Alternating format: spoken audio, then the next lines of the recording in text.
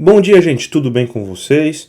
Hoje, quinta-feira, mais um vídeo aqui no canal e é aniversário de 95 anos da nossa querida e maravilhosa Maria da Conceição Tavares. Então, o vídeo de hoje vai ser um vídeo para celebrar esses 95 anos da nossa querida aí, que infelizmente faleceu em junho de 2024, no ano passado. E hoje a gente vai falar um pouco da história e das ideias da nossa querida Maria da Conceição Tavares.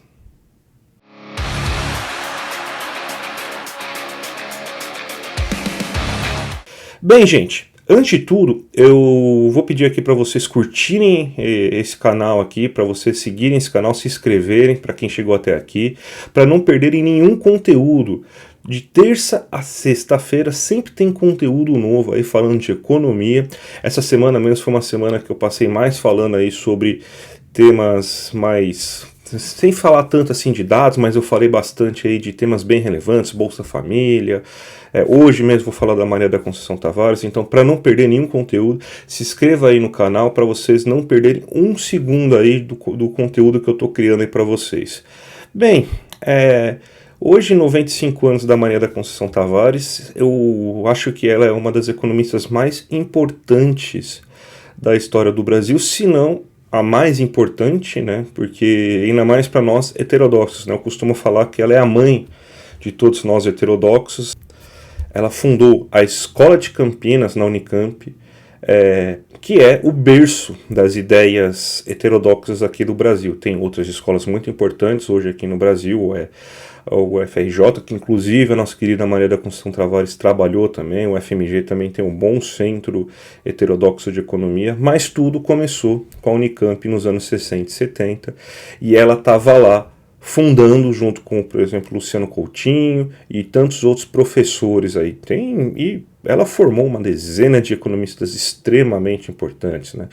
O Beluso, por exemplo, foi aluno dela, o João Manuel também foi aluno dela, o Mercadante. Você tem assim muitos nomes importantíssimos da história brasileira que passaram por ela. Até 2010, né, você teve a disputa presidencial com dois ex-orientandos dela. O José Serra, o Darth Vader da economia heterodoxa brasileira, porque ele era um dos, pelo menos, orientandos mais queridos da Conceição Tavares, e depois ele acaba indo para um lado mais liberal, econômico, acaba... refutando, né, rejeitando um pouco das ideias da Maria da Conceição Tavares, e a própria Dilma, que também passou por ela, foi orientando a dela, né? Então, pra você ter uma ideia da importância que essa mulher tem para a história do Brasil como um todo. Além disso, ela já foi deputada federal pelo PT, inclusive nessa época tem uma entrevista maravilhosa no Roda Viva que, se vocês quiserem, procurem, porque assim, nunca em tão pouco tempo assim você teve tanta porrada sendo dada em economista liberal. É uma entrevista assim sensacional. Todas aquelas frases, né, que acabaram virando meme aqui nesses últimos anos, né, dos tecnocratas e tudo mais, saíram basicamente dessa entrevista. E também ela trabalhou na CEPAL por muitos anos, trabalhou inclusive em governo, trabalhou no governo Juscelino. Então é de uma história riquíssima a Maria da Conceição Tavares, e ela merece todas as homenagens possíveis. Sempre que existir uma data comemorativa eu vou tentar homenagear ela, né? Vamos falar um pouco sobre as principais ideias que ela teve, né? A gente tem duas ideias principais que ela trabalhou durante sua vida acadêmica, que é a questão do processo de substituição de importações, né, o famoso PSI, e também o conceito de financiarização, que é o coração das teorias da Unicamp até hoje. O PSI quando ela falava sobre a importância de você ter produção industrial. No mundo agora que está tão em moda essa história aí da taxação do Trump para tentar desenvolver a sua indústria novamente, vamos recorrer um pouco do que a Maria da Conceição Tavares falava, né? Não é simplesmente você proteger... Perdão, gente. Não é simplesmente você proteger a indústria, taxando ela, só que sem criar as condições para a indústria nascer. as ideias da Maria da Conceição Tavares sobre esse tema falava da necessidade de você substituir aquilo que você importava e fazer isso em território brasileiro. Então você criava a indústria brasileira, primeiro você dava condições para a criação da indústria brasileira, por isso inclusive que boa parte da indústria brasileira que surge nos anos 60, 70, a partir das ideias da Maria da Conceição Tavares, eram estatais, até pela falta de uma burguesia nacional industrial que existia aqui no Brasil. Então criava-se a indústria começava a produzir, e aí sim você fazia o processo de proteção a essa indústria nascente. Diferente do que o Trump está fazendo, que ele acha que magicamente vai surgir a indústria só porque ele quer, porque ele é um bom negociador e porque ele está taxando todo mundo. Não é assim que funcionam as coisas. E a ideia mais importante que a Maria da Conceição Tavares trabalhou durante toda essa vida foi a ideia de financiarização. E a ideia de financiarização é muito importante a gente entender porque ela é uma ideia que perdura até os dias de hoje. Que quando a gente fala em financiarização, muita gente pensa que é simplesmente a gente está tentando descrever Wall Street, está tentando descrever o rentismo, mas não é só isso. A ideia de financiarização que a Unicamp e a Maria da Conceição Tavares trabalha é a junção dos interesses de dois ramos capitalistas diferentes, o capitalismo financeiro com o capitalismo industrial. O que acontece é que o capitalismo financeiro ele cresce a tal ponto que ele começa a ter participação direta, ao invés de você simplesmente financiar a indústria, não, ele começa a ter participação direta no capitalismo industrial. Então ele começa, além de ele definir, porque ele já tinha o poder de definir, porque ele que escolhe quem que ele vai emprestar dinheiro, vai emprestar crédito, então ele já tinha esse poder de definir o que ia crescer e o que não ia crescer, o que ia desenvolver e o que não ia desenvolver. Mas a partir do momento que você tem a junção dos interesses, além dessa história de você definir aquilo que interessa ao capital, a expansão do capital, ele começa a partir e atuar com uma lógica financeira, mesmo dentro de uma produção industrial.